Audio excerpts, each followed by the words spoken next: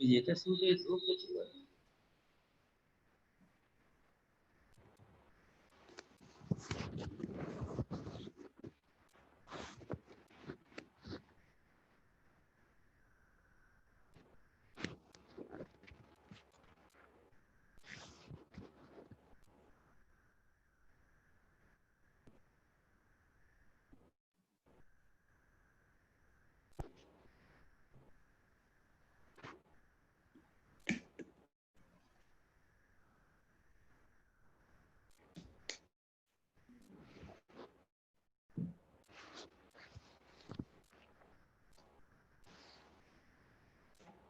Good morning, participants. You know, today is the final day, 7th day of this workshop. Our source persons today, they are very young researchers. I welcome Dr. Vijeta Singh. She is from M Genesis Research Foundation, Pennsylvania. She is working on plant biotechnology. She is a young researcher who has published a number of research papers, and I think she must be a role model and ideal for you.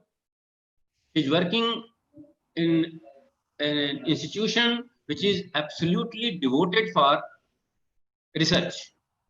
It is a research foundation, and establishing in a country like US in this young age, it is her outstanding skill, her diligence, her hard labor that she has carved a niche for herself. So, my participants, I welcome you all, and I hope that her lecture is going to be very helpful for you.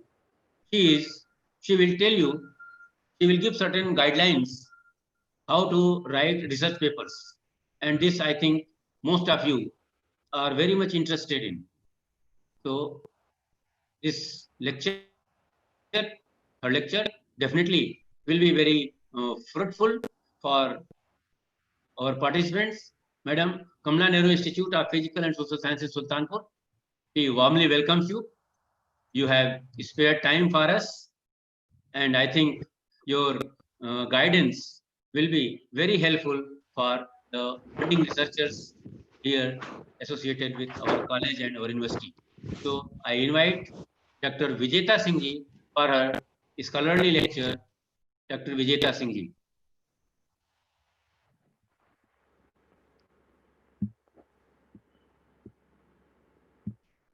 Sir, I want to share the screen. Hello, Okay, ma'am. sir. Okay. Just But it is coming that post has disabled screen sharing. you I are can't share. being enabled. Enabled. Okay, madam. Thank you, sir. Thank you.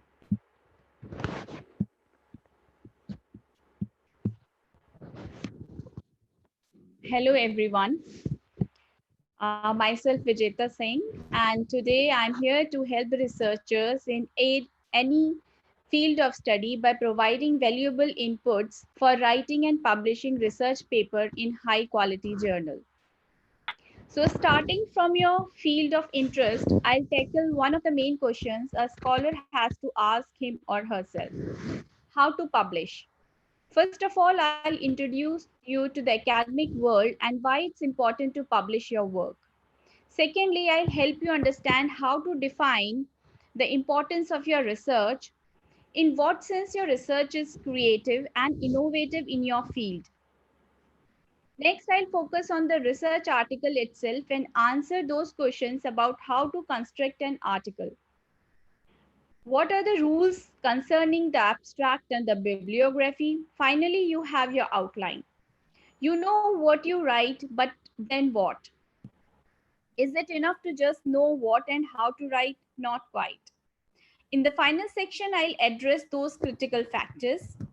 You must not forget, once you finish the writing, What are the main mistakes to avoid? Let me start with introducing the world of publishing and the process within it.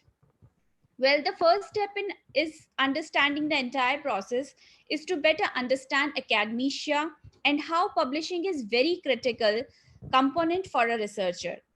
Why he or she must embrace and support the other researchers and how the process advances the entire scientific age. Most basically, always remember that publishing research is a form of expression and communication. Through that process, the researcher encourages a sense of trust. By putting your ideas together in a resourceful way and publishing the paper, the processes allows you to share your results. Quite simply, it is about participating in your field and communicating your findings. Allowing both you and your peers to be more knowledgeable on your topic. If scientists kept their results in the lab, for instance, there would be no real world progress. Publishing also helps you feel stronger about your work by getting important criticism back from reviewers who are in your field. It enables you to get familiar with other academics working in your topic or similar ones, as well as getting familiar with journals and conferences that might be interesting to you. Furthermore, if you are thinking about continuing your academic life, publishing is extremely important. It's been said that the process of publishing research is very much like currency. The more you become evaluated through your published work, the more valuable your input is considered. Not only in terms of the number of publications and the types of journals, but in your professionalism and effectiveness of presenting your findings. With that in mind, having research published is very important to creating opportunities in the paths in academia. It contributes greatly to determining salaries, academic position, contracts, and grant applications. Now, don't get discouraged or intimidated, especially if you have not published. That is what you can always start working on. One of the good things about research is that there is no one strict way or a one standard way. Indeed, this means that there are many ways to share your work and to get published depending on your domain or field of the study and work. Throughout this presentation, I will get you familiarized with different steps of publishing, from selecting appropriate journals, writing the abstract, making your literature, creating your references, reference base and bibliography. And then you will have a guide to making your personalized checklist based on your journal guidelines. Good luck and let's get started. Even if by now you are not yet convinced by the importance of spreading your research knowledge by publishing it, take a look at the mentioned link. After reading the links, I'm sure that you will be persuaded that there are many opportunities to apply the results of research. So here I have provided some of the links. If you are interested, you can go through them. They all tell about the importance of research and publishing your work once you are done with that. Now, this slide covers the importance and approach to identifying research communities. Knowing the academic context of your research will help you define the importance of your research. With that in mind, here are some questions for you to consider. Which academic conferences are important for your research? Which academic journals are relevant for your research? What are the important theories and concepts in your research domain? Excuse me, ma'am. Excuse me, ma'am. Your slide is not seen on the screen. But I have, okay, let me check once more. I have, but I have enabled the screen sharing option, sir. Let me check once again. Sir, are you able to share the see the screen? Yes. It is. Now it is visible on the screen. Okay, thank you, sir. Okay. This slide will be covering the importance and approach to identifying scientific communities. Basically, which academic conferences are important for your research, which academic journals are relevant for your research, what are the important theories and concepts in your research domain, who are the influential researchers in that academic community. Now, knowing your community process has mainly two goals. First, it's about focusing your work and more precisely defining your research. Secondly, it's about discovering researchers working on your topic. Taking all of this into consideration, there are two aspects connecting with your research community. The first is to discover appropriate journals and publish research work related to your field, both generally and specifically. The second aspect is to discover key researchers in your topic. Your goal is to find out who is working on your topic, who might be important for your research domain, and for information in that specific community.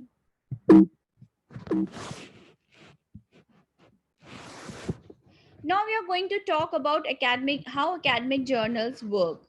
It's important to understand the process academic journals go when considering your work, considering how much it may impact your success. If you understand this process, you improve your chance to avoid a desk reject from the beginning. After submitting your research paper for consideration, you will hopefully receive a response with specific corrections requested from the journal or journals.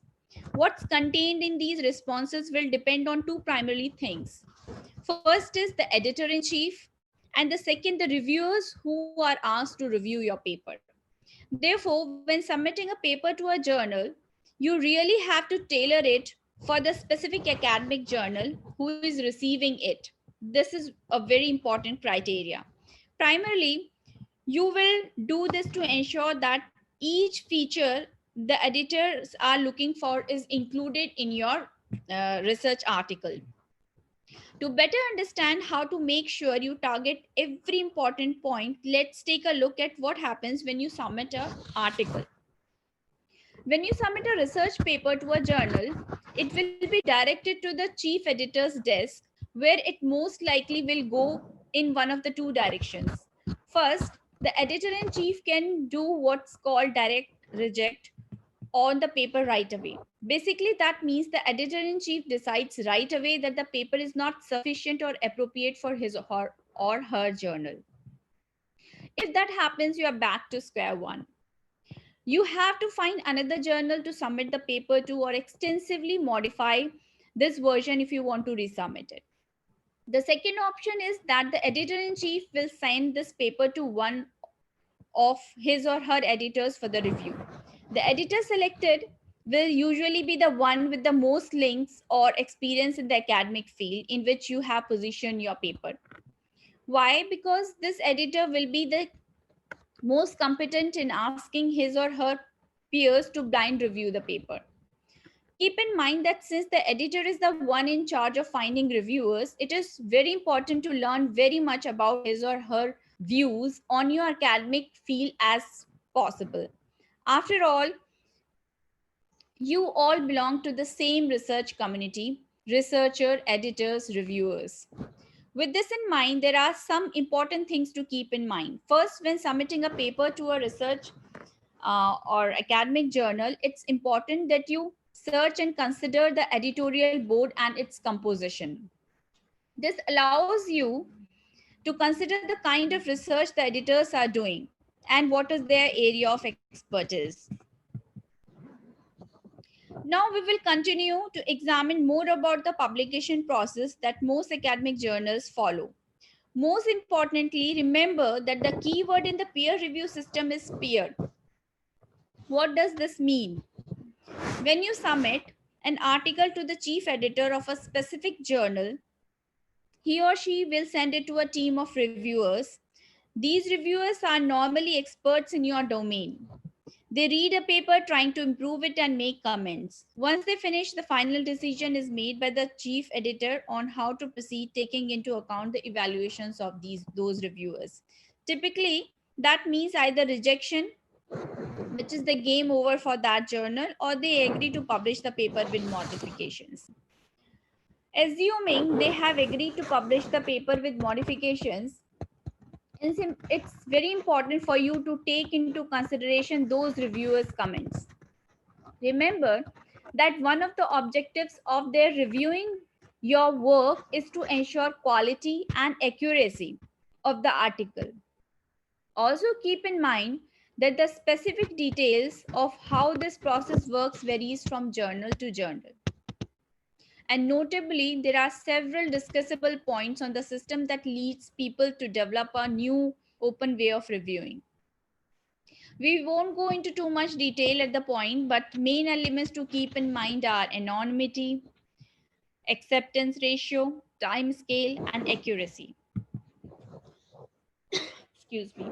Now, these are the additional resources for the uh, researchers about the writing and publication. Now it is good time for us to have a little talk about some important aspects of your writing, its status as a piece of intellectual property as well as ethical guidelines. What does that even mean? Let's first talk about intellectual property. When you write something in a specific paper, you agree to give full access to all your results to the journal. You retain the basic intellectual property of your article, but you give away the copyright to the editor. It means you have rules you need to follow. That are specific to the journal and some that are fundamental and apply to every paper you are going to submit. Don't ever forget that what you write is no longer owned by you. It's owned by the journal and any company that owns it. This is the base of publishing today. Just as there are ownership rights to the work you are submitting, that applies to all the work previously published. This means you cannot copy and paste any of the text from other person or copy an image from any other journal. This is illegal, just as it is illegal to download music without paying the writer's labels. This does not mean you cannot reference other works, but if you do, you must acknowledge the original author or authors. As such, what we call citation is very important. But from a more basic point of view, it is all about copywriting. Publishing is also different from a patent because you will not have a legal right to the printing of the findings, only the actual research. Always keep that in mind. In the same idea, make sure to research to see if there might be a conflict of interest when you publish a paper. As you are probably giving access to the results to the journal, you want to be sure there is no financial or intellectual conflict of interest. If you don't take into account this advice, your article can be retracted from the journal, and more importantly, there could be some prosecution. But don't be scared. It should be easy to avoid this situation since you are now fully aware of that possibility exists. As a suggestion, make sure to check the journal's website regarding the type of paper you want to submit. Check to see if the paper would be considered an open access article or a subscription based article. You might have different rights concerning your work in both of these situations. Let's have a closer look now on the second point, the ethical guidelines an author has to follow when writing an article. First thing to consider about the paper is what's called authorship.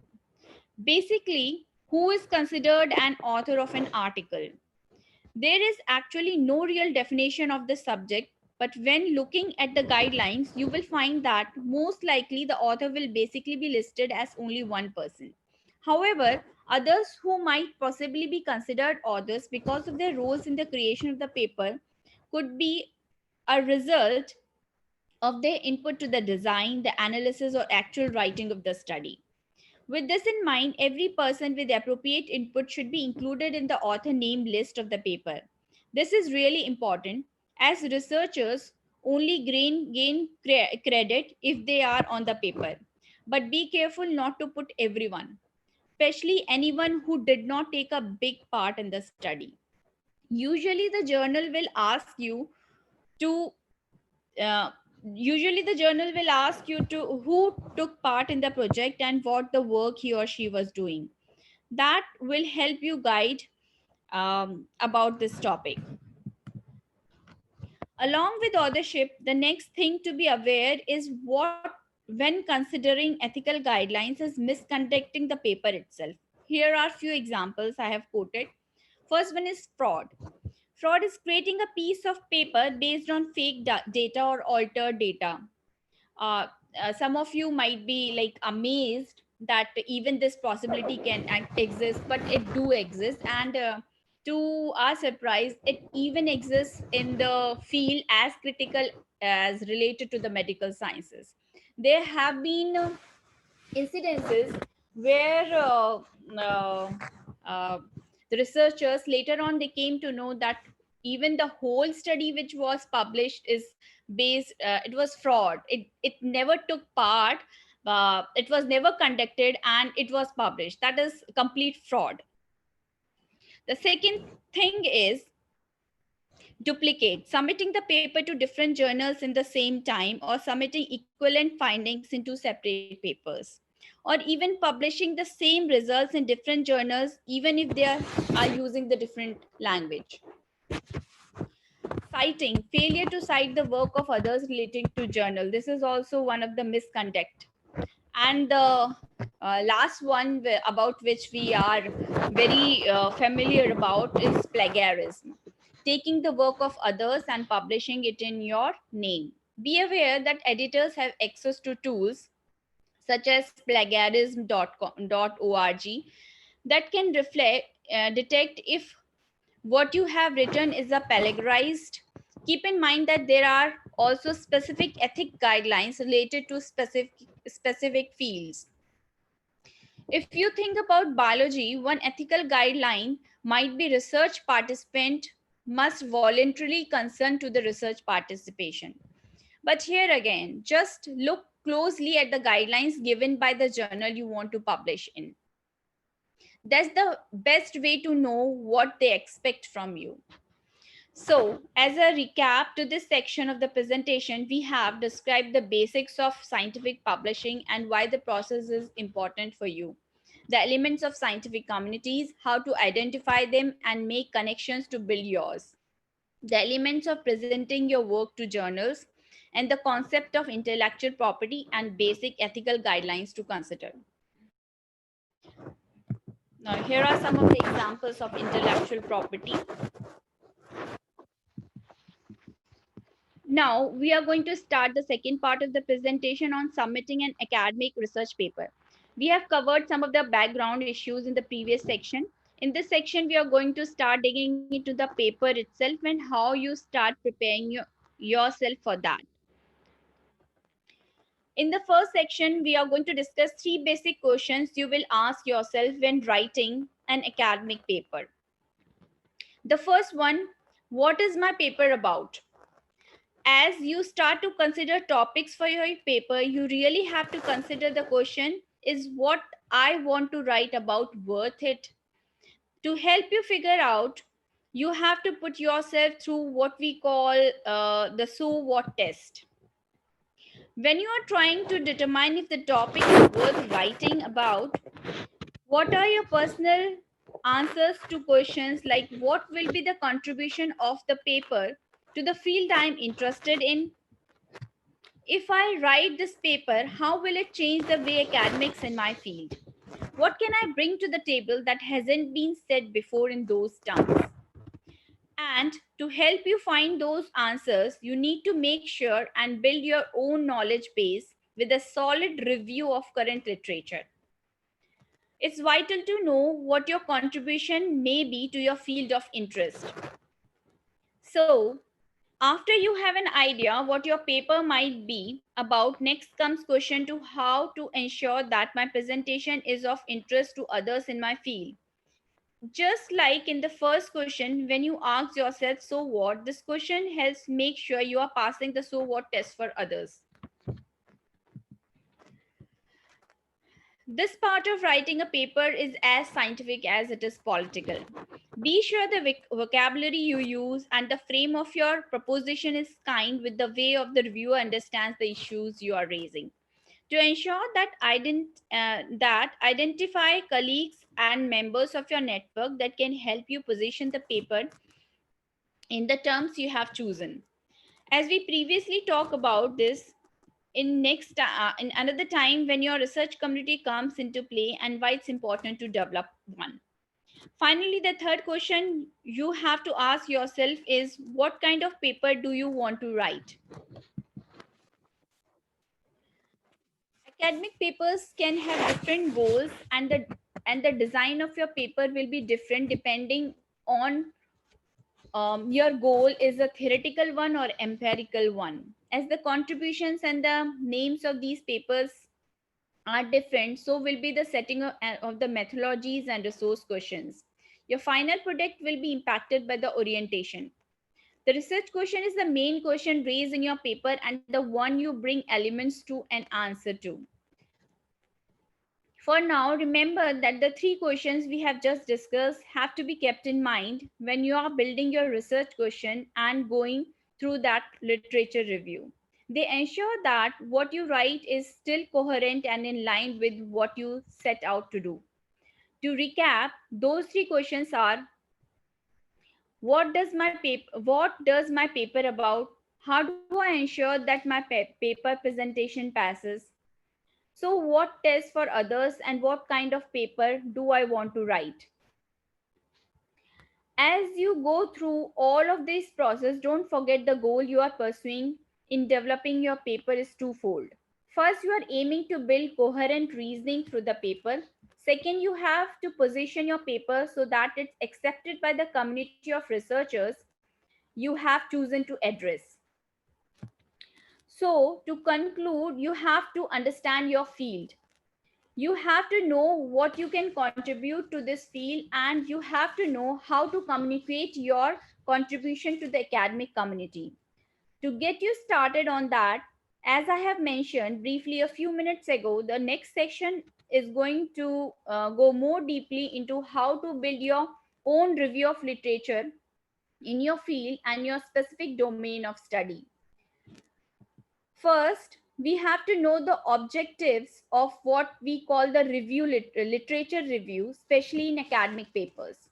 Literature review is reading, researching, and understanding literature that's already published about your topic and your field when you begin research work. A specific subject interests you, and we call that subject the research question. We discussed elements of developing a research question earlier. The purpose of this research question is basically to expand human understanding on a specific topic. Philosophers have defined the journey of learning to understanding as traveling the frontier which lies between the knowledge and the non-knowledge. A scientific problem arises only on the frontier between what is known and what is unknown. Therefore, if your specific scientific problem, your research question stands in the space before you get to the frontier, then you are looking for something that's already been found. On the other hand, if you're looking too far, too deep in the same non knowledgeable part, you might get lost. So let's assume you have your research question first. On top of that, never lose sight of the fact that research is always in motion. Theories get proven and others get debunked. You have to take this into account. This fact explains the necessity of a literature review and why that frontier between knowledge and non knowledge is always moving. Building your review of literature is a way or is a way of you to specify why and how your work is original by moving the knowledge frontier. Your originality may cover several aspects, including leading new empirical work, but it may also be interpretive known ideas in a new way, or by getting new data to old problems. Now, this is the list of books and tools for writing and publishing a research paper. I think they might be helpful. And in the middle section of this slide, there are some, as you begin, it's important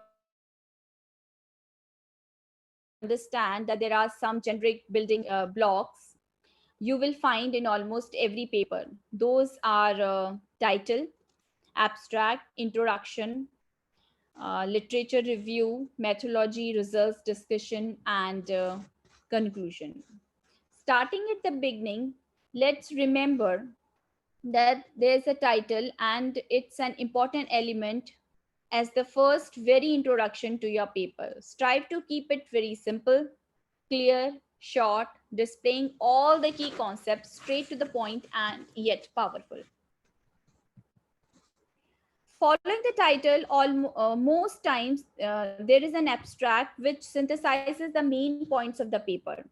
We will dig into abstract more in the upcoming slides, but realize that the abstract really is probably one of the most important parts of your paper.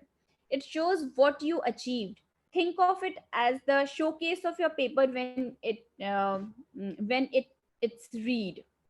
The reader should know exactly what the paper is about and what the author contributed also contributed into it. The reader will find some keywords that will classify your paper and help reference it.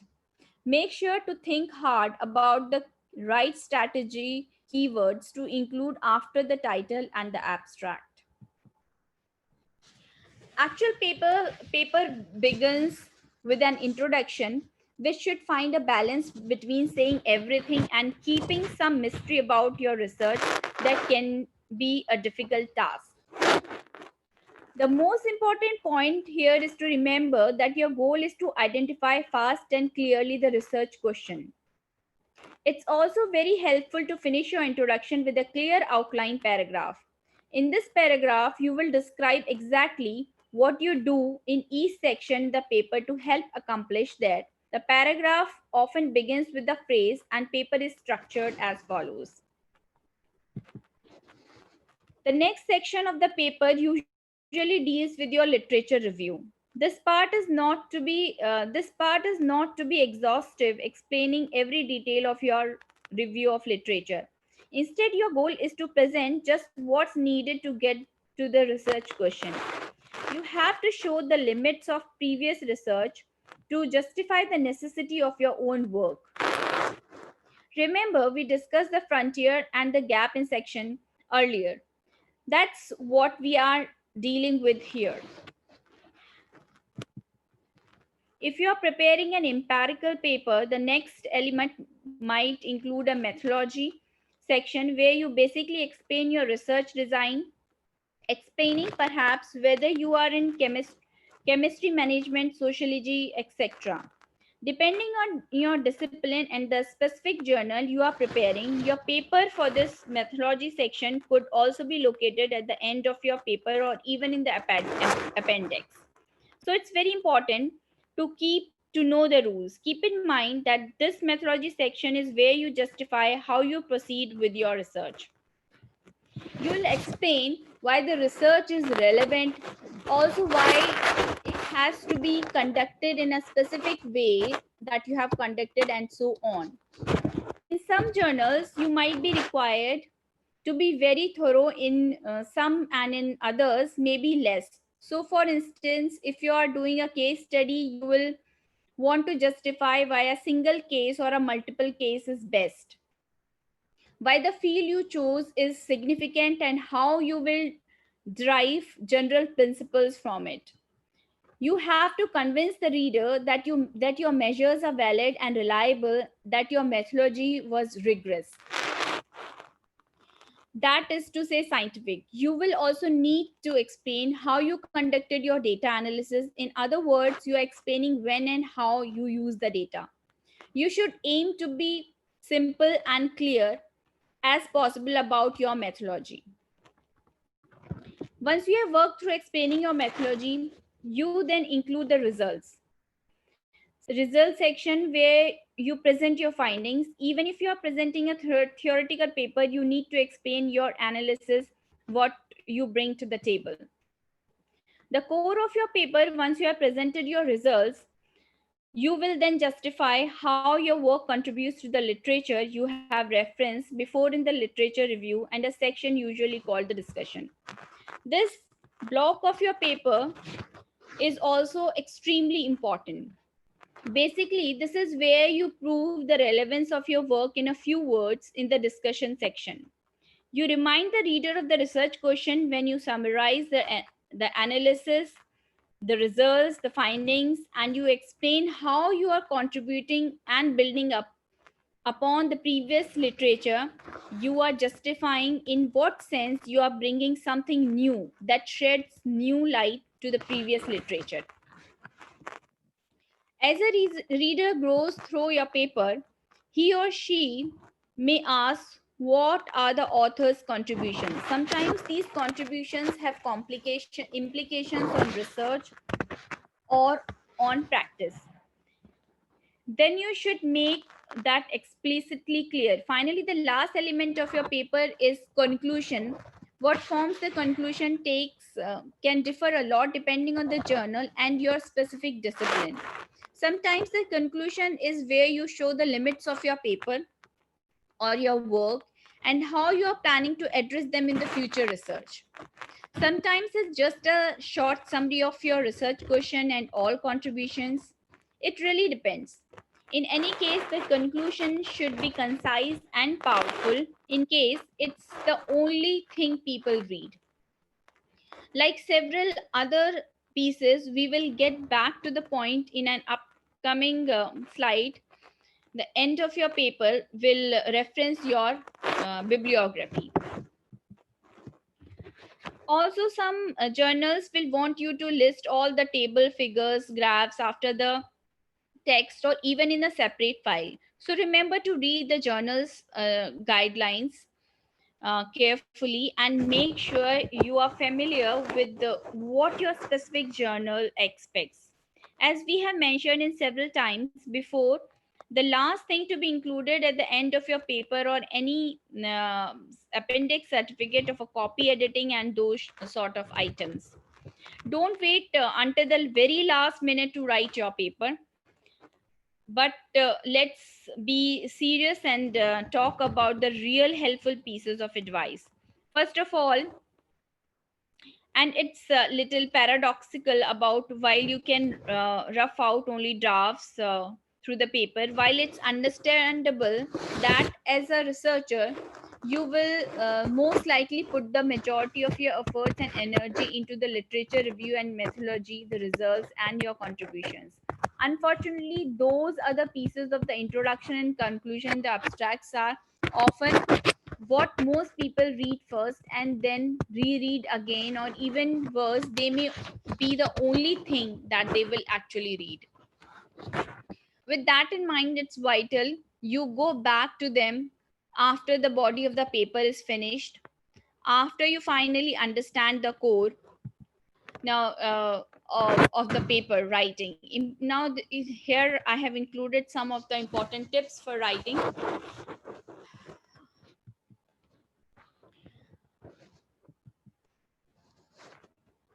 The first now to speak about the introduction part, the first sentence is very important. That first sentence is one of the most important because it is the first thing the people read. So spend some specific time specifically working on this so as to make it very powerful.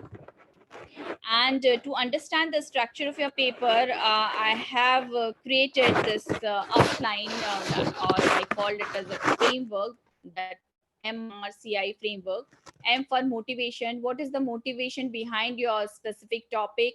While writing your paper, all this should be very clear in your mind. Are that is results, what are your findings, what are the findings on which you are focusing your paper. Contributions, C for contributions, how These results contribute to the ongoing research or the previous literature which has already been published. I for implications, what are the implications of your work for the future result? All these things that MRCI framework, you should always keep in mind while writing your paper. Now, about the literature review, do not put every single piece of information in this section. Write what's significant and highly relevant. Always focus on the keywords. Don't simply list the references, but lead your reader to the research gap. Focus on your research question. Proper outline of literature review is essential. Literature review is not like everything what you know about the topic of your research, what have been cited, what have been done. It is not important to cite everything, but focus on your research question and cite, write only those things about the literature review which are leading the readers to the research gap or the research question on which you are focusing. And most importantly, don't omit the key references. This is a very important thing to remember, that what are the main contributions or the main references or the work which have been done on your research field. Try to include those references in your paper. Show in what way your findings are original and what is unexpected and what is counterintuitive about it, how they bring new light to the literature. These all things are very important, which can be included in the literature review. Now, these are some of the things or the papers I have included, which might be very interesting to read. Now, coming back to the abstract is the readers might just read this one section. This is very important part of the research paper. Your peers in the scientific community will read the abstract first and decide if the paper is worth their time. It is possible to simply read the abstract and know what of your paper. The abstract length can vary, usually between 100 and 200 words. Adapt to the type of journal you want to publish in. Now, the detailed information on writing a research paper. To go further in how to write a scientific paper, I recommend reading the following article. Now, the final tips to consider before submitting your paper: the content mistake. This is a very important part, and get get people interested by the content of your article, what is the science behind it, but also maintain an internal coherence. Answer the following questions: do you pass the SWOT test? Does the problematic may remain the same throughout the paper? This means that the research question on which you are focusing is not changing in the abstract and the introduction and in the conclusion and discussion. There should be a coherent, there should be they all should be telling a complete story. The keywords should be appropriate. One is the content of your research coherent with the aims and scopes of the journal you are targeting. Now, people who are going to read your article are especially chief editor, specialized editor, anonymous reviewers, and your community of the researchers. So they are the expert in their field of domain, and they can you should avoid the mistakes. Is the so what of your article clear? Is the reasoning understandable? Do we need more data or calculations to say that? Is everything coherent? Also check that your article is not boring. It is very important to get the peers interested. How you can actually do it, there is again one link I have included here. Now, the cover letter, not only when you send the paper for publication, you should send the cover letter as well. Cover letter is a letter describing what you did. It should be maximum one length, and many times it include as the abstract along with the cover letter. Now, the reviewing process: letters to the reviewers to answer the comments. If you, I mean, if they decide that there is some minor or major revisions needed, then the reviewers send the list of comments which you need to answer. So always be respectful towards the reviewers and mindful of their opinion, recommendation, and critiques, because they are there for the improvement of your paper. Critiques are very important. Now, I'll say, if English is not your native language, it's always good to use a professional copy editor. And the mistakes you should avoid for the desk rejection of your paper is improper language, spelling mistakes. This is a big no. Typos, I mean, typing mistakes. Make sure everything is crystal clear. No long sentences should be included. Always write in an active voice for English papers. There's no need for complicated words. Make it simple and straight to the point. Try to find proofreading buddies, some friends who might read your paper and to whom you can return the favor. Because most of the time it happens when we have completed writing, we find that there is no mistake. I mean, to ourselves it seems perfect, but in the same piece of writing others can find mistakes. So it is very important that even you can return the favor to the friends and ask them to read and find out the mistakes before you submit it to the journal. Now don't forget to take this time, if that English I will all it is not your native language, you can use the professional copy editor, but wait to do it until the final version of your paper is available. This service of language editing is very costly. Also, if you have got submission deadline, don't forget to take this time factor into account. Next, there are some common format oversights, like forgetting the paper pagination, page number. Doing so is something that really frustrates the reviewers, since it prevents them from referring to the specific page when they make their comments. Also, watch out for improper bibliographical styles. Once again, make sure you know the right rules for the journal you are targeting, and always make sure you are respecting their quoting style. You can often download a template or writing tools um, uh, from the journal website. This will also let you know things like their word limit as well as guidelines you have to comply with regarding paragraphs, font size, etc. Another very important point to consider is you actually build the project to ensure that you have got adequate organization of your paper. Make sure you have clear sections and subsections as well as short introduction, paragraph, or conclusion. This helps clarify the argumentation and makes it easier for the reader to follow. Verify that the titles of sections of figures and tables of the paper itself are correct. Ensure they correspond exactly to what you have shown in the paragraph, in the table, and in the figure, and as well as in the paper itself. And finally, if you have specific form requirements in your discipline, make sure you comply with those also. And I'd like to thank you all the organizers, and for especially Dr. Arun Singh for inviting me here to present my views on the specific topic. And if you have any question relating to the topic which I have already discussed, you are feel free to ask me, or you can also email me on the email ID given. Thank you. Thank you very much. Thank you very much, madam.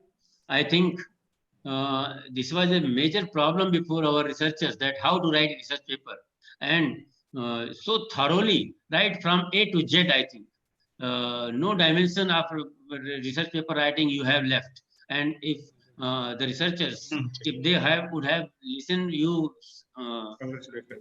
completely, at least I am very much sure that this hesitation and this fear that how to write a paper might have gone from them. Your lecture was really so elaborate, and I think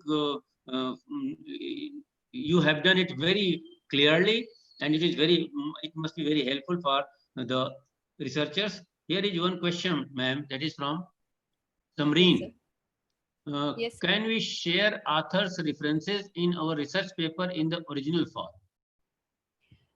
No, that is called plagiarism. In yeah, some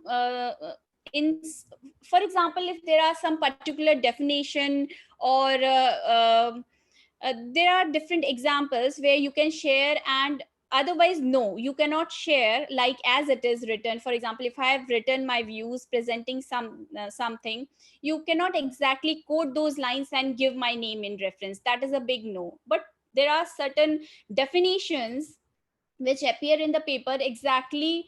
You have to write exactly the same way as they have been. I mean, for example, there is a particular definition in the scientific or some other domain, then you can write that in quote as well as you can quote the name of the author.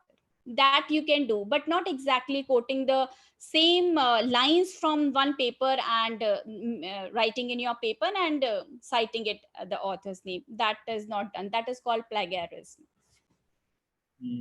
Thank you very much, madam. Thank you for sparing time for us. Our institute is One more question, sir. thankful to you. Yes. One more question, sir. Thank you, Dr. Vijeta ji, for honoring our invitation and delivering such a valuable talk for our participants. You explained all the aspects of writing a good research paper and finding an appropriate journal for its publication. We all got benefited by this wonderful talk. And I'm especially thankful that you, on our invitation, prepared an aspect or coverage in our workshop, which was not covered so far. Actually, all the aspects have been covered in this research approaches and digital tool learning workshop by different resource persons. But this last aspect was not actually covered, and that you covered in such an elaborate and wonderful manner. It was very interesting. For the benefit of our participants, I want to ask a question about review papers actually. Is the structure of review paper same or approach is somehow different for writing a review paper on any discipline? So I want you to throw some light on writing of a good review paper. Sir, especially for writing a review paper, which here comes literature review. What has been done in that particular field of domain earlier, and especially the current findings. In research paper, what happens? We are publishing what our findings are, and we are proving our findings with the help of our results and analysis, and we show that this has been done with by such an author, and we are our research domain or our research is leading to this thing. But in the review paper, what happens? The framework of a review paper is mainly focused on the literature review. That is the main thing. So yeah, the framework is different. I mean, the way of writing, the style is in research paper as well as a review paper is different. Thank you. Thank you, ma'am. Thank you for sparing time for us. Our entire institute is highly indebted to you. And I think your lecture definitely would have been very fruitful for our participants. Thanks once again, madam. Thank you. Thank you, madam. Now, participants, our next resource person is an international environmentalist, Professor Jaswant Singh sir. He is very close to me, and you know, his work. He is a person of international fame. Twice he has been on Antarctica. We know that nowadays we are all suffering from this problem of the environment. So, in environmental studies, Professor Jaswant Singh is a name, and as I told you, the Antarctica expedition, which we can see only in TV screens or in paper and maps of the world, but very few dare to go there. But Professor Jaswant Singh, twice he has been there, and he has a very original work about this environment. So I am now inviting Professor Jaswant Singh from the Department of Environmental Science, Dr. Ramnath Lohia, Awadh University, to share his experiences and also for his deliberations about the importance of the environment. I am inviting now Professor Jaswant Singh, sir. Uh, Dr. VP Singh, sir, convener of the conference. You are able to hear me? Yes, sir. Yes, sir. I think you can see the screen also. Of course, sir. Okay. Thank you very much. Indeed, it's my pleasure to be part of your workshop, research approaches and digital learning. I'm grateful to your institution, KNIP Sultanpur. I'm grateful to Dr. Radheshyam Singh, principal of the prestigious college, one of the very prestigious college of our university. Dr. Sushil Kumar Singh, vice principal, and you as a convener. And I am grateful to the teachers of your institution, and you have a very good NAC grade in our university and awarded by the NAC organization. Uh, Dear participants and students, research scholars, you are listening lectures on how to write good papers, what are the research approaches, and what are the digital learnings for writing good papers.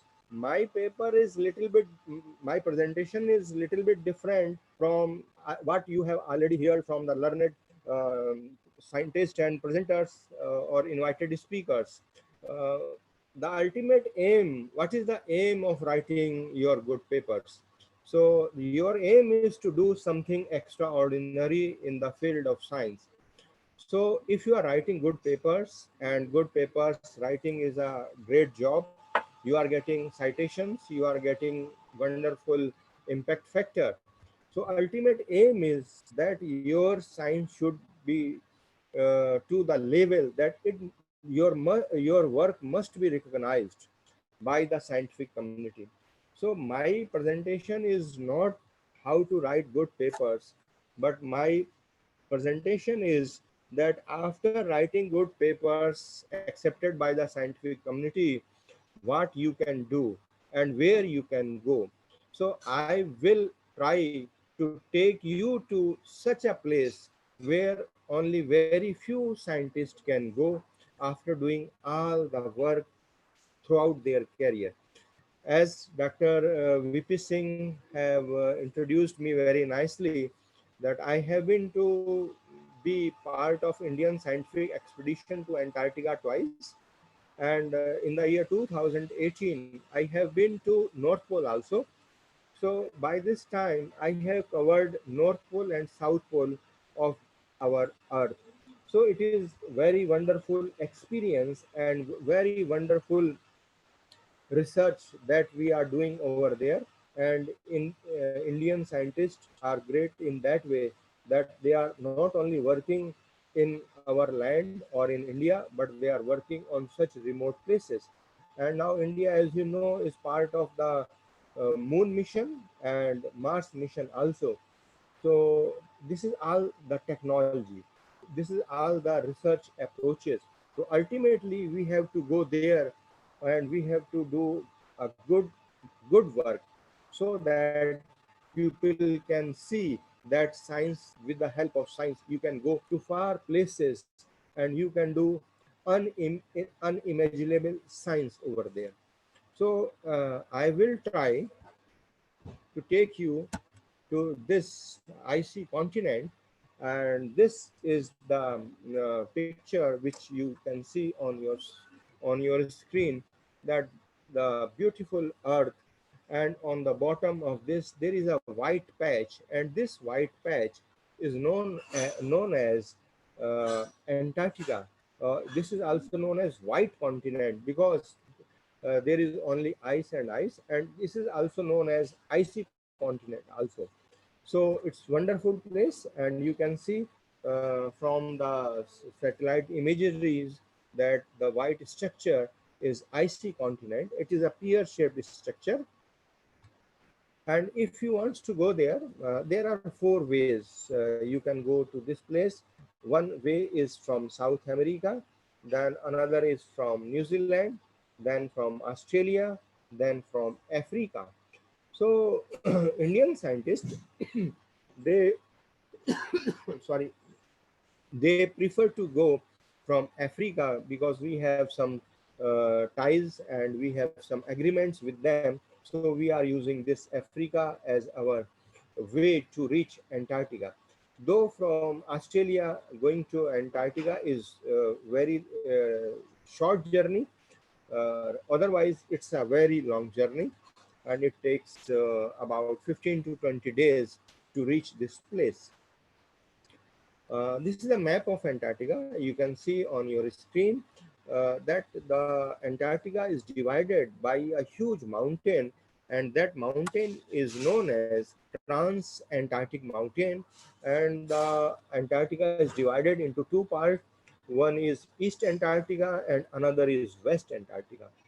Going to Antarctica is difficult because it is surrounded by oceans. You can see Indian Ocean is there, and you can see Pacific Ocean is there, South Atlantic Ocean is there. So reaching to this place is very difficult. uh, and why we are able to reach here now? Because of the availability of high level technology. I will further explain it, that this Antarctica is there for last thousands of years, but going to this place was very difficult, as we do not have ships and other advanced technology, transport technology. So that's why it was very difficult to reach this place. You can see there are many vertical lines on the map of Antarctica. These vertical lines are the divisions by many countries. And if you see on the slide, there are many claims. That Australian claim is there, French claim is there, and Russian claim, many claims. Claims means those countries who have gone here in earlier days, or those who are the first pioneers in going this place. British claim is there, Argentine claim is there, many claims are there.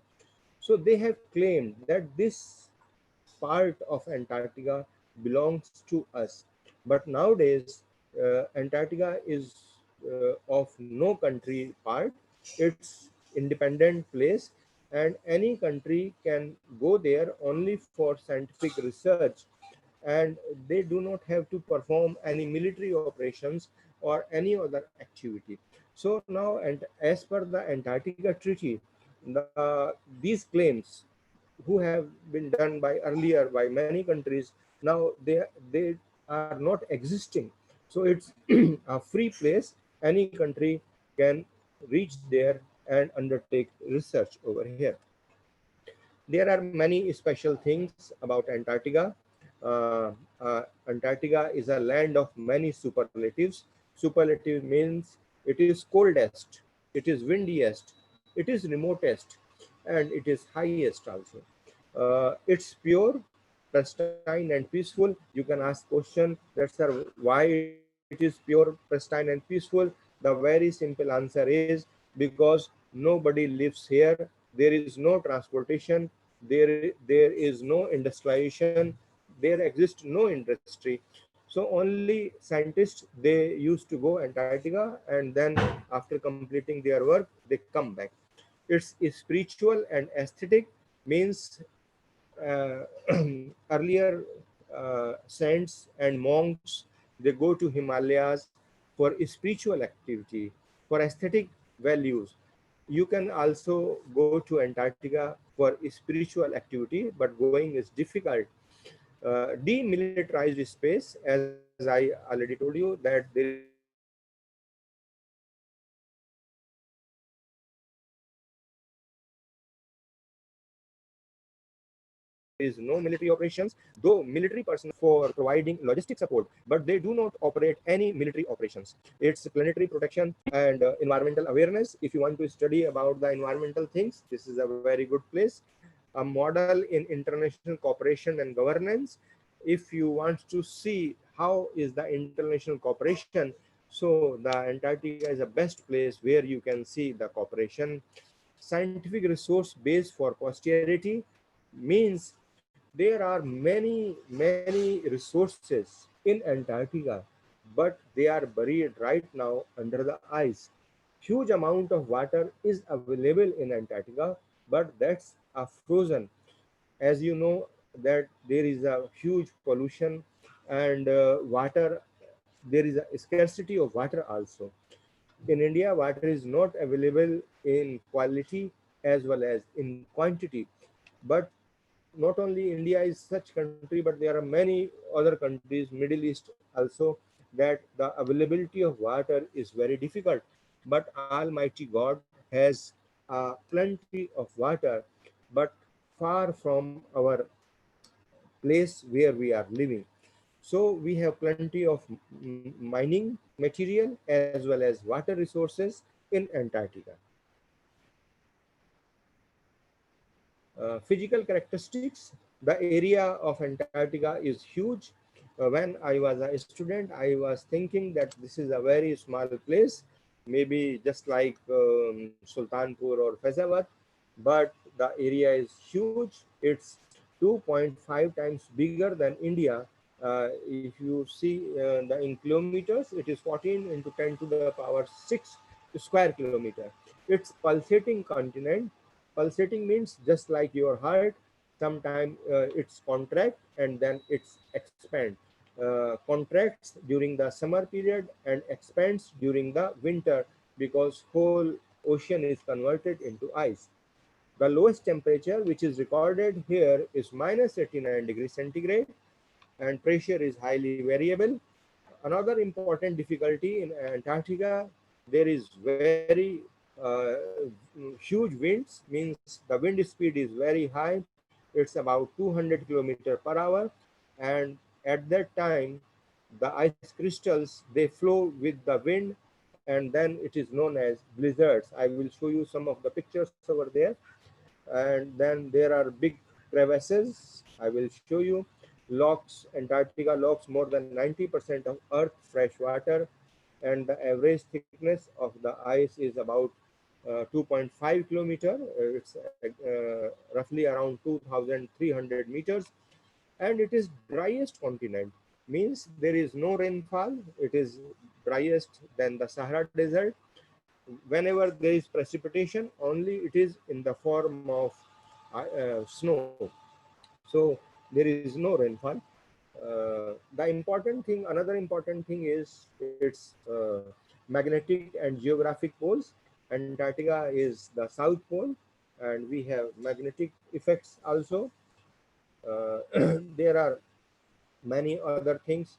Important thing for the biologist, I know that geology and botany faculty is there in KNI Institute. So flora and fauna adapted to extreme cold conditions, means whatever plants and animals are there, they are adapted to this extreme weather conditions. There are certain lakes also, and the lake is one of the lake which is at the depth of 3,000 meter, means 3 kilometer deep. It's a freshwater lake and known as Vostok. Antarctica is sensitive barometer of global climate change. Whatever the changes taking place all over the world, you must have heard about the ozone depletion and global warming, climate change, etc. So Antarctica is very important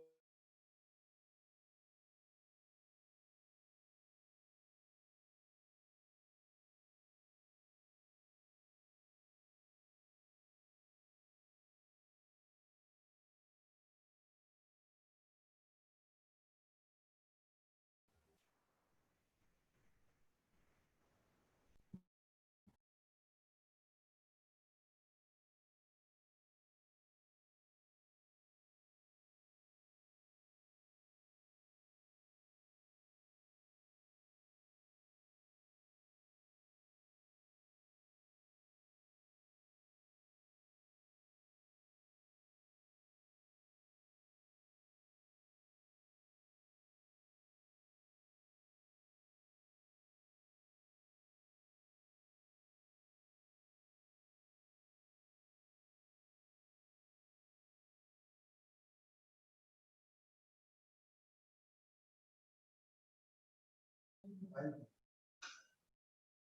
Professor Yashwant Singh, sir.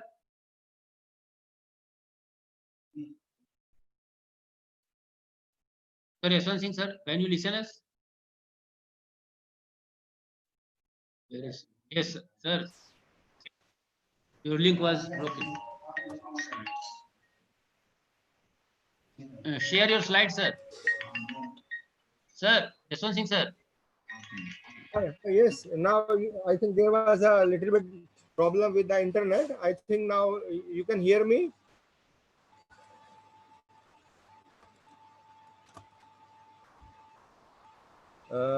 Singh Saab, you can hear me?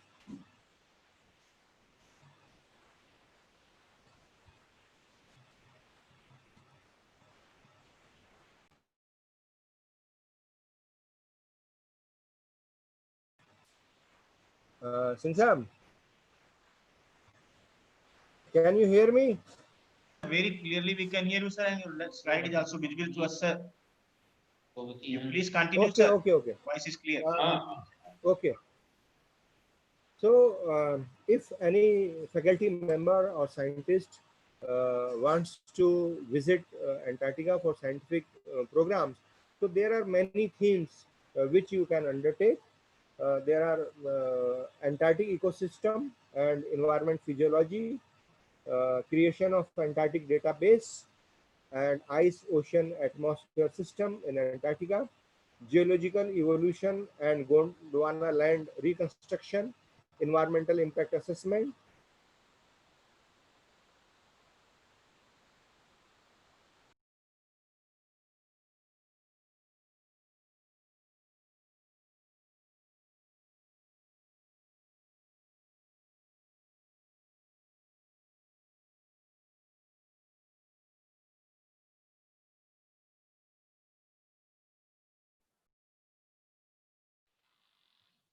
Again, there is some problem, sir.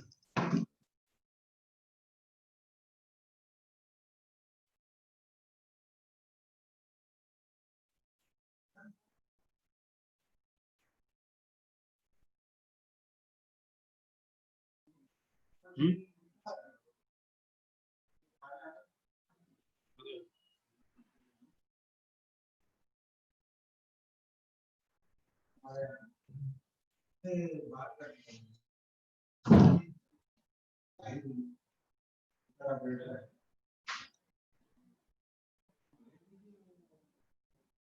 Professor Jaswant Singh, sir.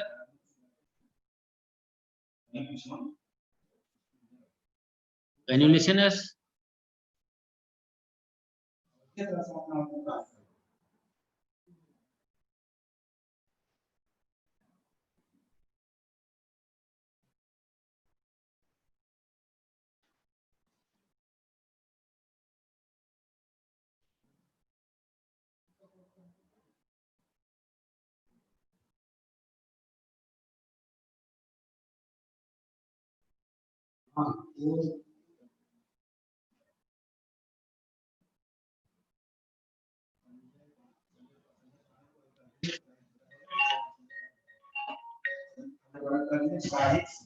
हाँ नहीं हाँ नहीं बोलो हाँ नमस्ते कहिए हाँ हाँ भैया नंबर सेव है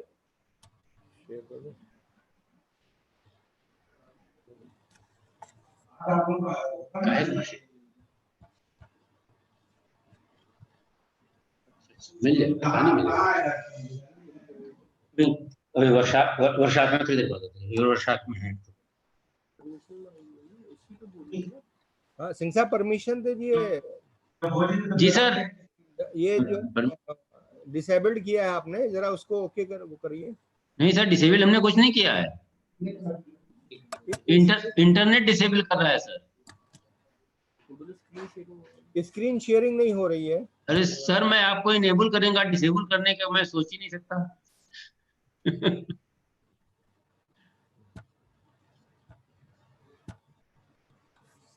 हाँ सिंह साहब, now it's okay. Yes yes sir okay okay okay.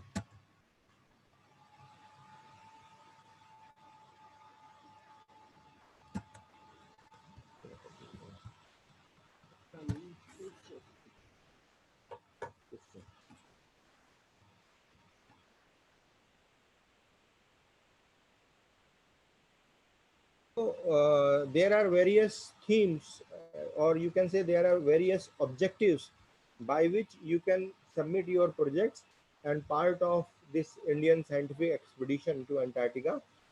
Many laboratories are part of this, such as DRDO, CSAR laboratories, Department of Science, Department of Science and Technology, Ministry of Environment and Forest, IITs, universities, All India Institute of Medical Sciences, Geological Survey of India, Indian Army, Navy, Air Force, paramilitary forces. So all are the part of Indian scientific expedition. So being college and universities, the faculty members and professors and scientists, they can also be part of Indian scientific expedition. This is a beautiful place of Cape Town, South Africa. So after the selection, uh, the initial stage is that you have to submit a project proposal.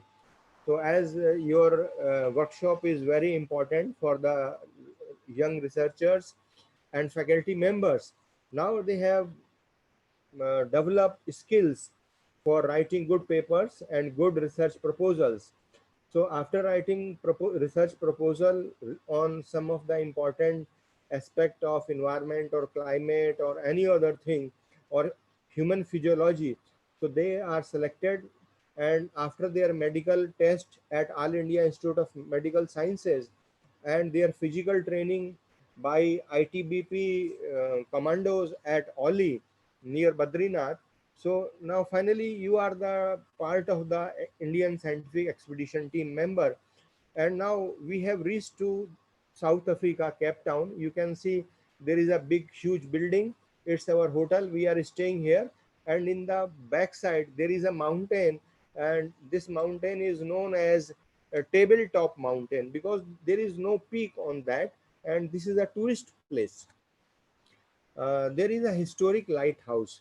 The lighthouse means it gives light, huge amount of light, and it is situated on the seashore, on the side of the sea, so that ships can see the light and they can come to the shore.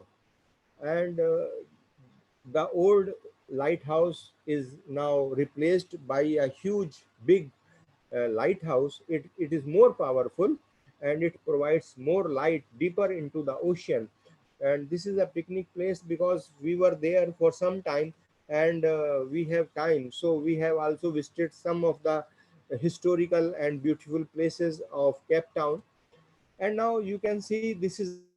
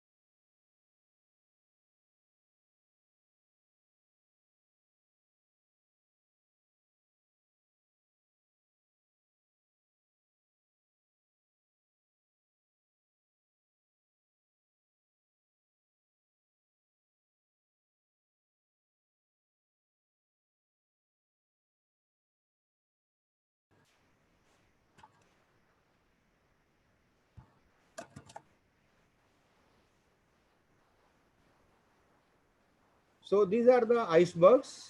They are huge in size and they are floating on the ocean. Uh, you can see they are different in shape.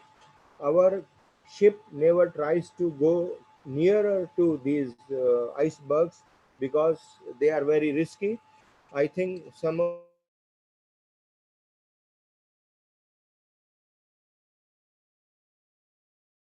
the collides with icebergs and all the passengers they died. So our captain he never tries to go too close to these icebergs, and we are moving further.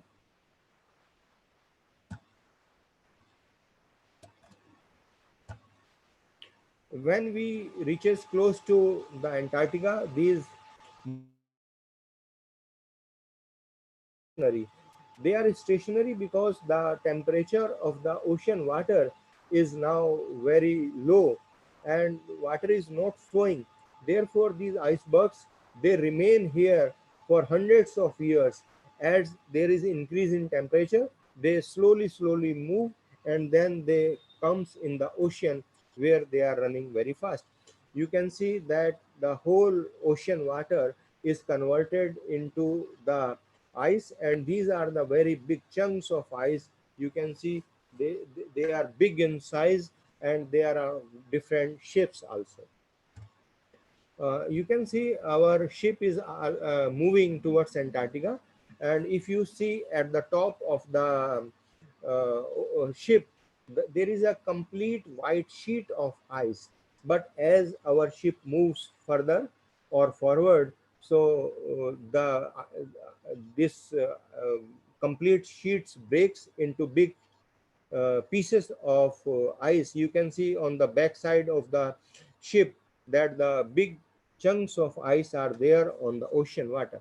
So we are moving towards the Antarctica, and you can see that our movement is there. And on the top of the slide, there is the tail of helicopter.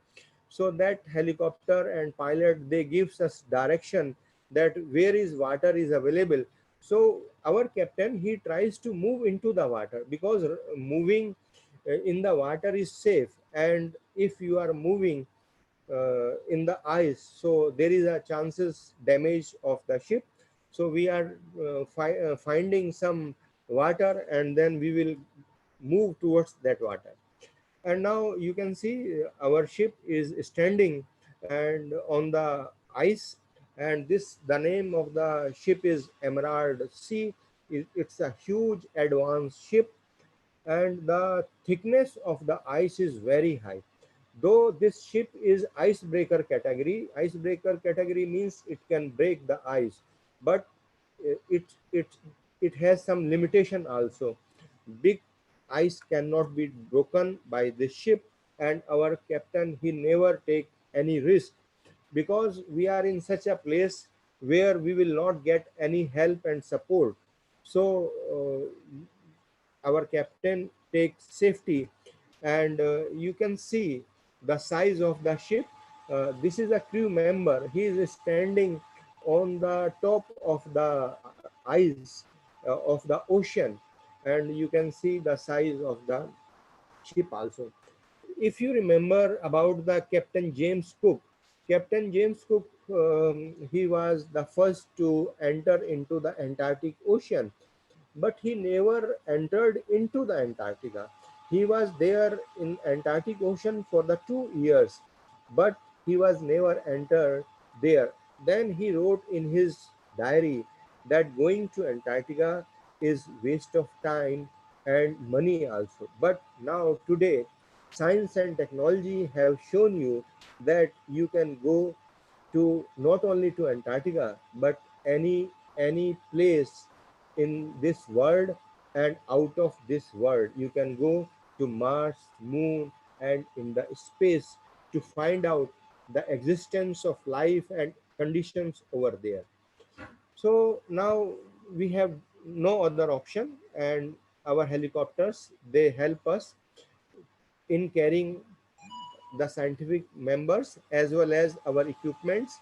You can see in the cage there are equipments, and we are sitting inside the helicopter, and it will take us to our research station. And the research station is Maitri. This is Indian second research station, and there are in our station. The first station is Dakshin Gangotri, and second is the Maitri.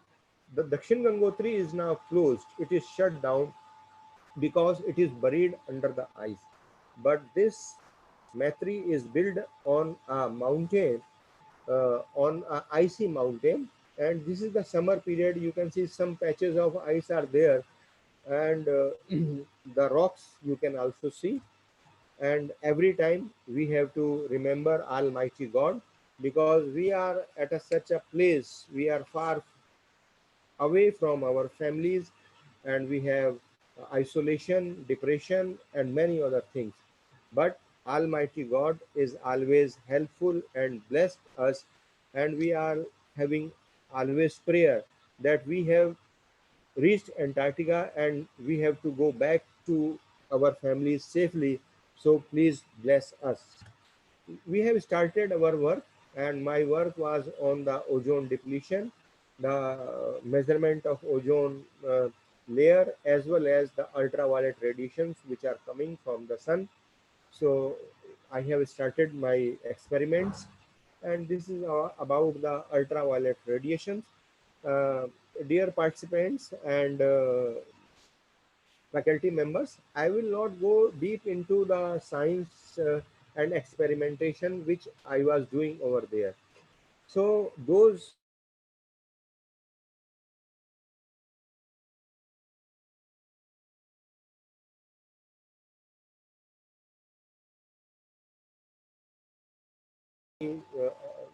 more the experiments and details. So I think in this workshop there is a mix faculty members and researchers. So I will not go deep into the research. I will just give you what I am doing over there. So this is the ultraviolet radiations which are coming from the sun to earth. This is the chemistry of ozone and oxygen, which is very important. Presence of ozone layer in the stratosphere and formation of O2 and O3. Formation of ozone in the stratosphere is a natural process, but it's being blocked or you can say disturbed by the ozone depleting substances. These ozone depleting substances are chlorofluorocarbons, and these chlorofluorocarbons are known as green chemicals because of their values. They are very cheap, odorless, non-reactive, and we are using these chemicals in aerosol sprays, foam blowing, sterilization, metal cleaning, drying, and refrigerator and air conditioning also. So they are very dangerous. Similarly, there are other chemicals, halogens, and this is the ozone destruction cycle, that how ozone is being destroyed by chlorofluorocarbons. Chlorofluorocarbon is not fully responsible, but chlorine in the chlorofluorocarbon is responsible for ozone depletion. This ozone reacts with the chlorine, and there is formation of chlorine monoxide. So every time this cycle repeats, sorry, and ozone is broken into oxygen and chlorine monoxide, and there are many effects of the uh, ozone depletion or UV radiations which are coming on the earth. The one of the most important effect is suppression of the immune system. As we know today that our immune system must be very strong in corona, and we are now taking different types of herbs and different type of medicines and products sorry, for making our immune system strong. But there is a UV radiation which depress our immune system, and there is another problem is cataract in our eyes, then skin cancer. So these are the disadvantage of UV radiations. I will not go into the details of this. These are the some of the plants on which I am working in Antarctica. As you see higher plants, trees, shrubs in Sultanpur or in India, so such big trees and plants are not there. There are only small plants or which are known as mosses, algae, and bryophytes. So these are the teeny plants, which micro plants, which are growing there, and these are the lichens. I am working on them. They are very small. This knife is just to show you the size of the plants over there. This is a very beautiful lichen known as Genthuri elegans. Some of the plants I have brought to my laboratory for experiments. These are the lichens, and this is a migratory bird. This is known as iskua. You can see the beak of these birds. They are very sharp, and sometimes they have attack on the expedition members. This is their breeding time, and this is the time in Antarctica is summer. You can see the water is flowing. Otherwise, when there is a winter in Antarctica, all these places are covered by ice, and there is no flowing water. These are the birds, they have died, and these birds, they have died not of because of cold, but they have died because of not availability of food. As food is not available over there, and there is no water, so now they have died, and they will remain as such in Antarctica for hundreds of years. For hundreds of years, because Antarctica is a natural freezer. So their body will remain here, and they will keep on here for thousands of years. These are the beautiful penguins of Antarctica, and these are the natural residents or permanent resident of Antarctica. Means Antarctica is known by the name of penguins. They, they are very beautiful. One of the expedition member, he is trying to friendship. He is trying to make a friend with penguin. He says, "क्या तुम मुझसे दोस्ती करोगी?" So penguin says, "No, I will not make you friend." Then this expedition member says, "Why you don't want to become my friend?" Then this penguin says that man is the most dangerous animal on this earth. I hope you all will agree that all animals and plants, they can live on this planet peacefully, but human beings, they are responsible for their problems and pollutions and making them unsafe. So this penguin says that you can have a picture, you can shoot some pictures, and then you can go back. This is the place where penguins lives. This is known as Rupudi, and this is the king penguin, very beautiful, about 4 to 5 feet in height. Chickens of penguins means their babies, and the babies, they always remain with their parents in their feet, uh, so that they are protected from the cold and fast winds also. They are getting warmth from their parents body, and they are having safe place. They always remains in the colonies. They remain here in colonies. These are the seals available in Antarctica. When I was second time in Antarctica, I was a station commander over there. Uh, Mr. Kapil Sibal, Honorable Science and Technology Minister at that time, he visited, and I am welcoming him on behalf of all the team members. He visited my laboratory and wanted to know what we are doing, what type of work is being done over there. We have some time for the sports also, and physical fitness is very important. Our selection is based on the physical and medical fitness also.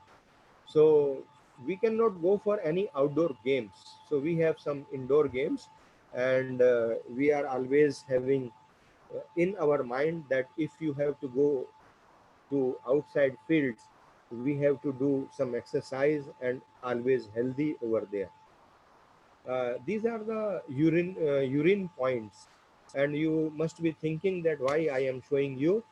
It is because that these urinary points, they are being tied by the ropes, because in Antarctica there are winds very fast, and the speed is about 200.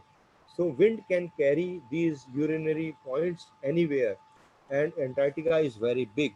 So once they will blown by the air or the wind, so we will not able to urinate outside. As per the Antarctica Treaty, you cannot go for any urination and any other activity outside your station. There are certain points only you have to go there only. These are the toilet seats fitted with the defecate here, and after certain time all the fecal material is burned with the electricity, and then they will be stored in the polythene bags and then back to the ship.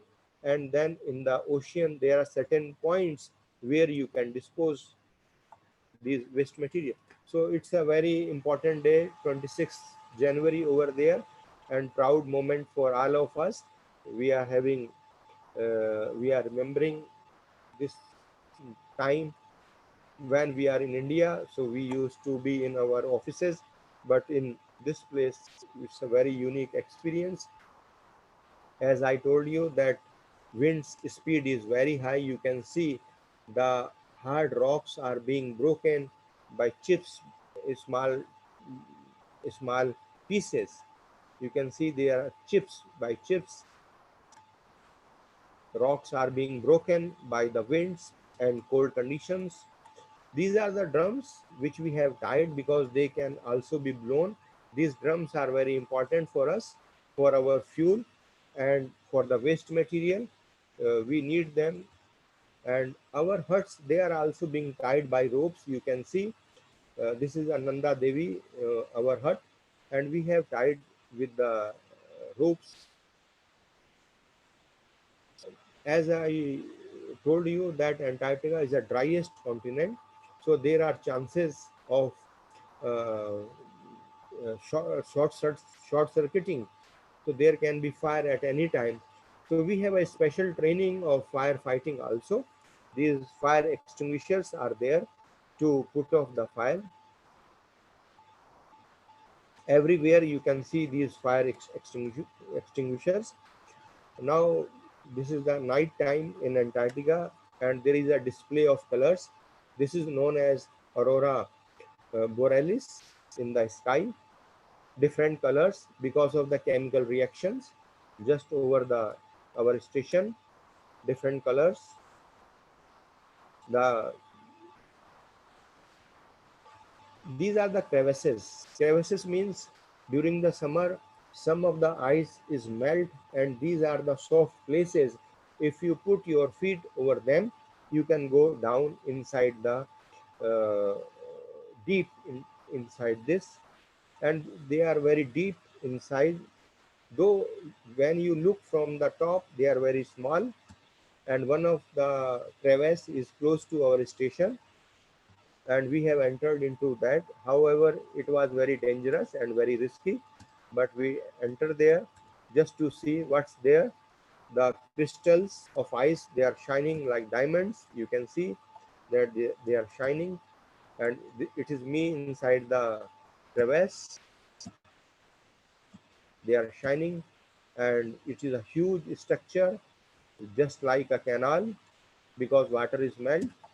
And on the top of this beautiful mountain and stream of water flowing, and it is the summer period. As I was discussing you with the blizzards, that the wind's speed is very high, and ice crystals, they blown with the wind. So this is the result. And you can see our helicopter, it is also covered by the blizzards. We have tied our helicopter with the ropes. You can see in the picture there are many ropes, because the wind can carry our helicopter anywhere without our desire. And my instruments, they are also covered by the ice. And our helicopter also, you can see huge ice formation. And one of the expedition member, he has gone outside during this blizzard, and you can see his face is covered by the ice. Though we are not allowed to go outside during the blizzard period, but somehow he remained outside and his face is covered and one cannot recognize him. Now, this is a very wonderful experience that I was the part of third station um, as a task force member. So we are taking a small structure. It is known as uh, igloo structure. So we are taking this with the third station, and this structure is there. We were the 5 team members, and we are responsible to find out the suitable site for construction of third Indian station in Antarctica. So this is a wonderful experience for us that we are successful in finding, and it was a great day for us that we are with the Indian nation, national flag at the third Indian station. And we have done this, and we have tied this igloo structure with the steel strings so that it will remain here, because wind can blow this structure to anywhere. We are the 4 members. You can see our faces. We are exhausted, and fifth member, he is taking a picture. And this is the third Indian station, uh, the the same place where we have developed that igloo station, where we have developed the igloo station. The name of this station is Bharti. So before establishing Bharti in Antarctica, we have visited many other stations of other countries. This is Chinese station in Antarctica. This is German station. This is Russian station, and so on. When we go to the field, we have training that we have to use the ropes to avoid the crevices. We have hammers in our hands to break the ice, and this is the routine exercise over there. Those who are going to the field, we have transportation facility also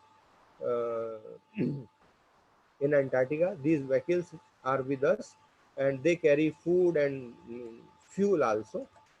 And when we are outside, so we have some small structure for safety and to prevent us from the high speed winds. Now we are getting message from our ship that you come back, time is over. We have completed about 4 months in Antarctica, and now we are coming back from our station to the ship. And you can see the members smiling that now we are going back after conducting research, and we are very happy also. One of the team, it stays in Antarctica. Uh, this is known as winter team. We were part of the summer team because biologists, they work during the summer, and some members, they remain there for winter also.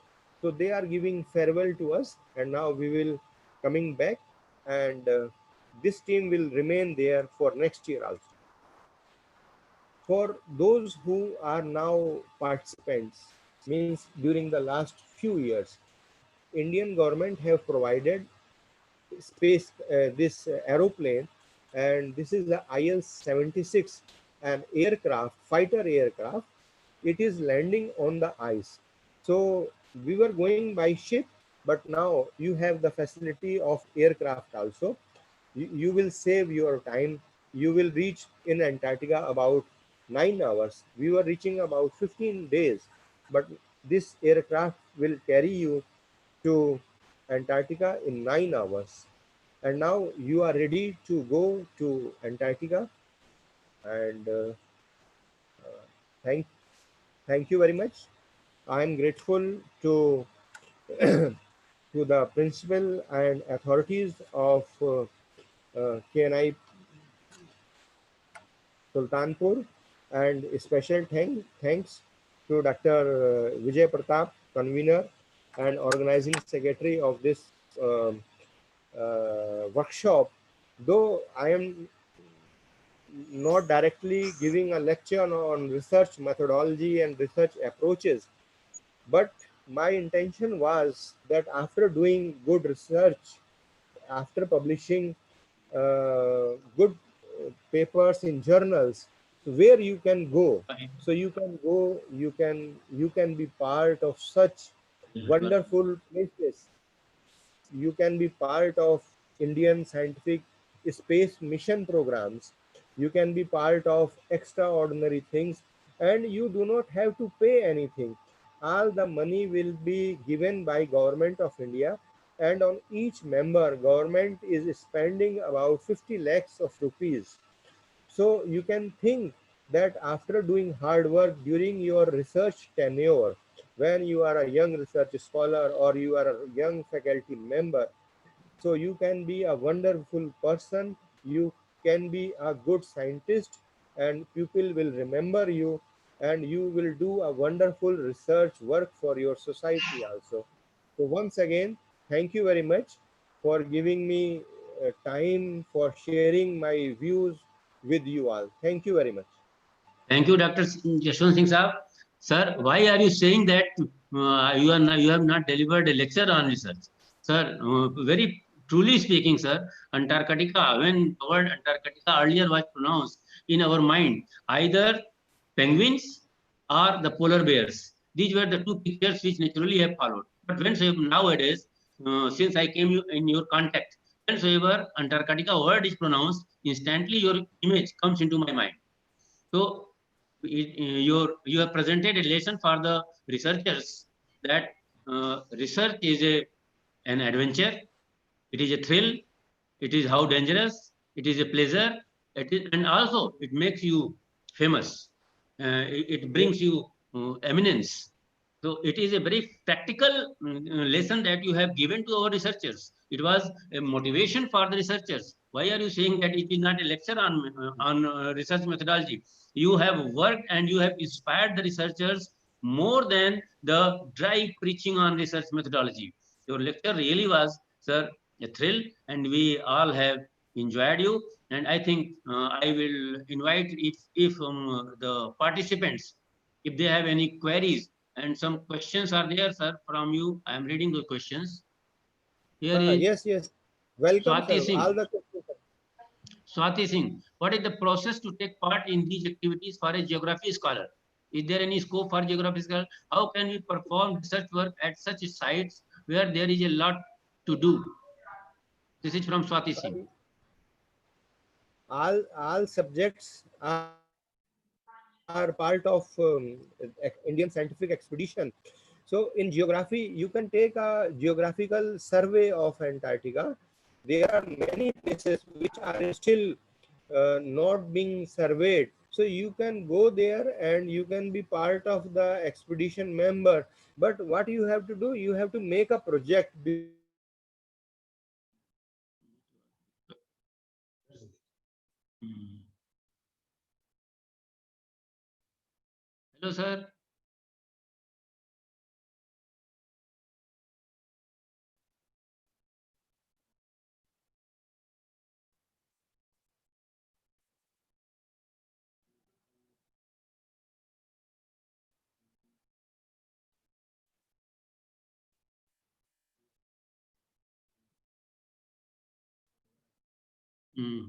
कई बार break हुआ है ये.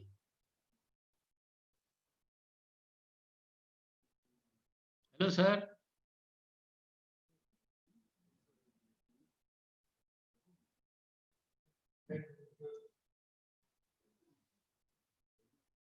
नहीं आ रहा है.